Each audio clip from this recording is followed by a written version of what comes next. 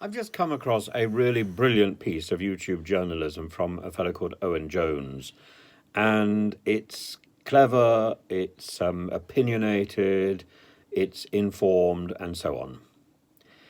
I think he's slightly wrong. He's talking about Matt Hancock, and he's talking about the journalist who helped him to ghost his memoir, Isabel Oakeshot, Isabel Oakeshot, I can't remember what her name is. And he points out, quite rightly, that she was also the person who authored the unauthorized biography of David Cameron, the one where there is a story about David Cameron having an intimate experience with the head of a pig in a Bullingdon or Piers Gaveston party in Oxford. And so why would he trust this particular author? Well, apparently she was doing it for free, and she was doing it in return for having access to his WhatsApp messages or emails or something. And now she's got that access, and she's gone public with it, so he shouldn't be that surprised. Now, he concludes that he is stupid.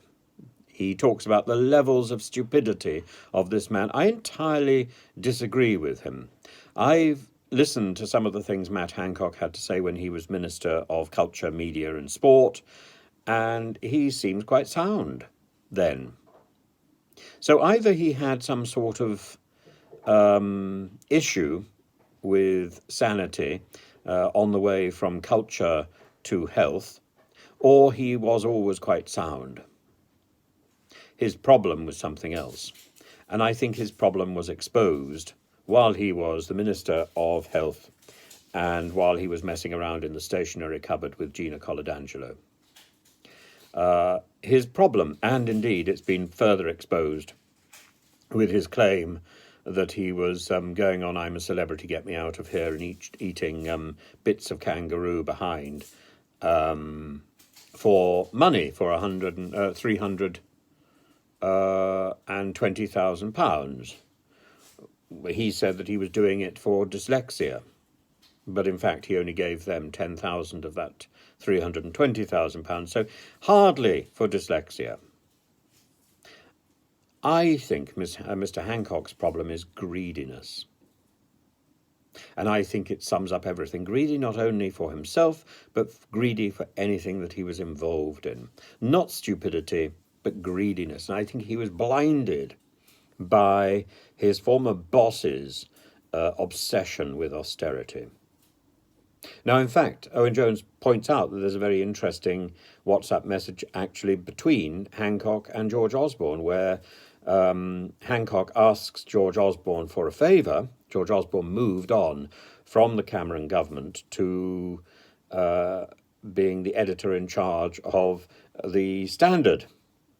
Extraordinary. So the person who was being investigated by journalists now becomes the person who is the investigating journalist. It's a madness, of course, and Owen rightly acknowledges that. But this little WhatsApp message, which he points out, asks George Osborne for a favour, and George Osborne says, yes, of course, just write the piece, effectively, and yes, we will promote you, and does. So it's cronyism on a grand scale, but that's where the link is. The link is with the man who imposed the ideologically driven austerity. The link is to this sort of parsimony, this parsimonious approach to life. Don't spend any money, certainly don't spend any of my money, and take as much credit as you possibly can on the way. And then we look at this whole thing about testing.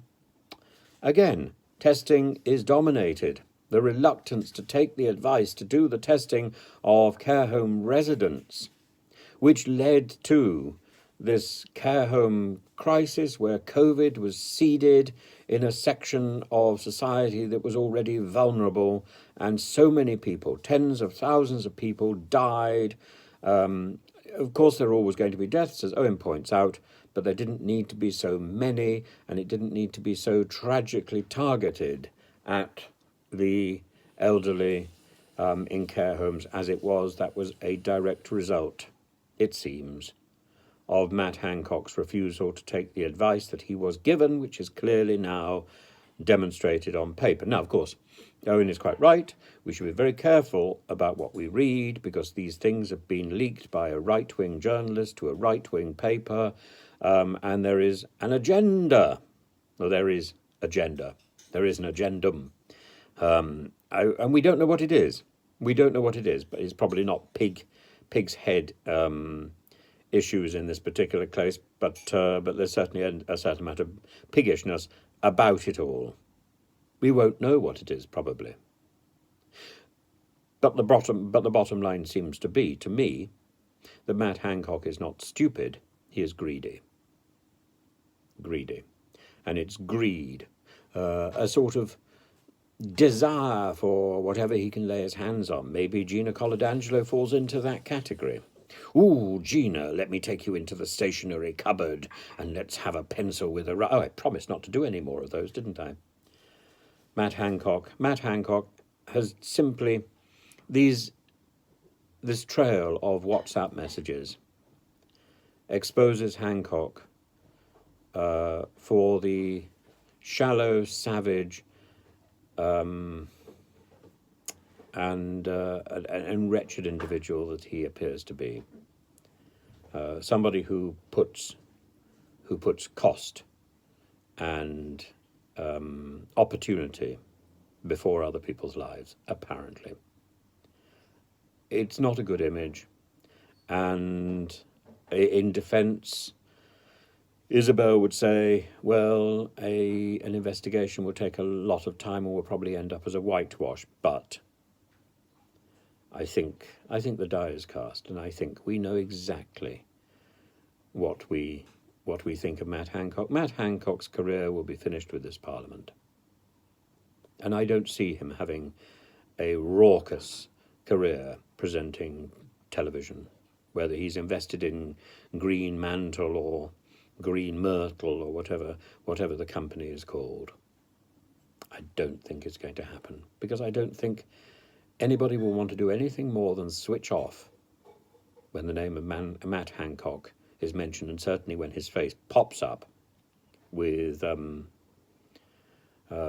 willing enthusiasm. No, the only willing enthusiasm for Matt Hancock is to depart the world stage. Get out. Go and do some real work, go and do some charity. Take the advice of Mr. Profumo. That's the way to repent for the mess that you created.